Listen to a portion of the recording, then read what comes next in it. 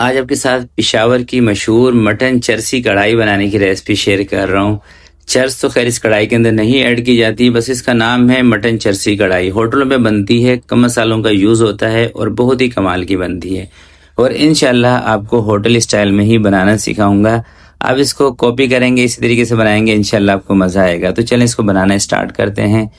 सबसे पहले आपने कोई लोहे की कढ़ाई लेनी है और उसके अंदर 1 कप या 1 कप से थोड़ा सा ज़्यादा आपने कुकिंग ऑयल का इस्तेमाल करना है। होटलों पे तो ऑयल ज़्यादा इस्तेमाल करते हैं, फिर बाद में निकाल लेते हैं।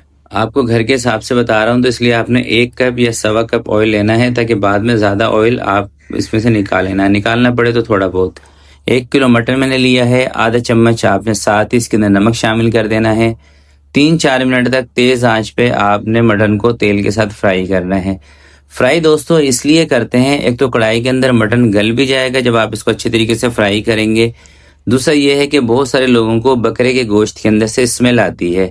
जब आप इसको अच्छे तरीके से फ्राई कर लेंगे ना 5-7 मिनट, इसका कलर चेंज हो जाएगा, तो फिर इसकी जो स्मेल है ना वो ख़त्म हो जाएगी। नमक के साथ इसको फ्राई कर लेंगे। अगर ज़्यादा आपको स्मेल का मसला है तो साथ ही आप इसके अंदर अदरक और लहसुन का पेस्ट ऐड कर लें। मैं अदरक और लहसुन का पेस्ट थोड़ा फ्राई करके बाद में शामिल करूँगा। तो ये देख रहे हैं आप, गोश्त को मैंने तकरीबन 3-4 मिनट तक अच्छे तरीके से फ्राई कर लिया है। अब इसके अंदर मैं शामिल कर रहा हूँ अदरक और लहसुन का पेस्ट 3 चम्मच आपने जब इसमें शामिल करने हैं जब आपको स्मेल का मसला हो, या आपके घर में जिसके लिए आप बना रहे हैं कढ़ाई, उनको बकरे के गोश्त में से स्मेल आती हो, तो अदरक और लहसुन आपने 1 चम्मच एक्स्ट्रा ले लेना है। वैसे 2 चम्मच 1 किलो गोश्त के अंदर ऐड किए जाते हैं। 3 चम्मच भी शामिल करेंगे तो ऐसा नहीं होगा कि इसके अंदर से अदरक लहसुन की स्मेल आएगी। ठीक, साथ में 1 कप यानी कि 200 ml इसके अंदर आपने पानी भी शामिल कर देना है, 200-250 ml। और 600 ग्राम या 500 ग्राम, आधा किलो या 600 ग्राम आपने टमाटर लेने हैं। अगर गिनती के हिसाब से आप ले रहे हैं तो बड़े साइज़ के टमाटर हों तो 6 ले लें, छोटे साइज़ के टमाटर हों तो 8 या 9 टमाटर आपने कटिंग करके 1 में से 2 करके इस तरह से इसके ऊपर लगा देने हैं। ऊपर लगा देना है कवर। 30 मिनट के लिए दरमियानी आंच पे आपने इसको गलने के लिए रख देना है, ताकि टमाटर मेल्ट हो जाए और गोश्त आपका 80 से 90% तक गल जाए।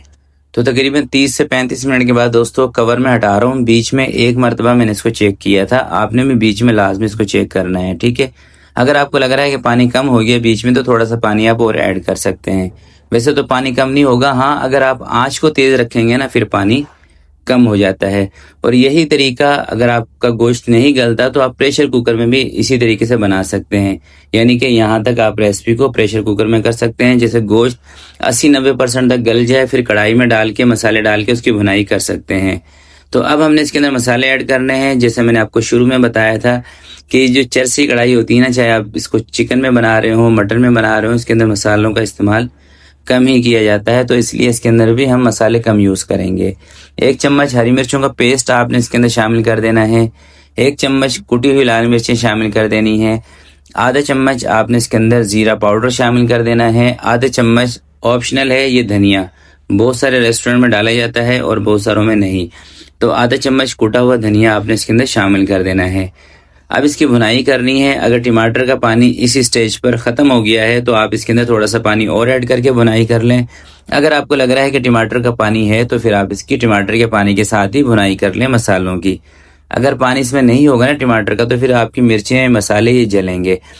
और जैसे ही टमाटर का पानी इसके अंदर से खुश्क हो जाएगा, फिर आपने इसके अंदर 1 कप से थोड़ी सी कम दही शामिल कर देनी है, यानी कि 150 ml के करीब।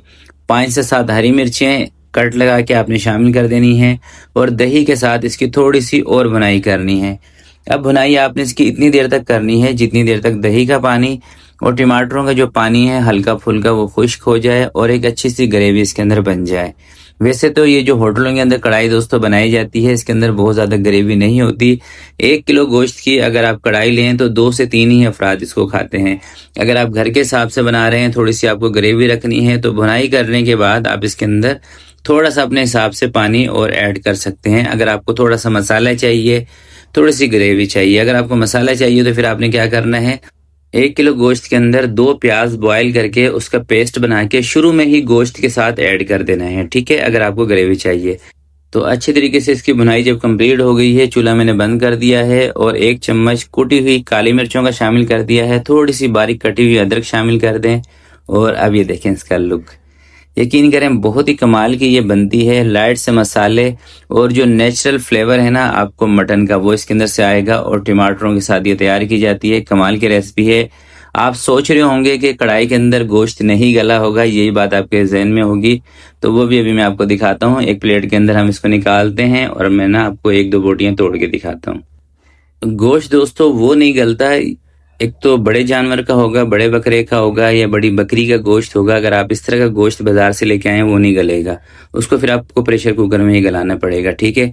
ये जो बहुत ज्यादा कमजोर जानवर का गोश्त होता है ना वो भी नहीं गलता जल्दी से। ये देखें आप, ये देख रहे हैं कितनी नरम नरम और जबरदस्त बोटियां गली हुई, देखें।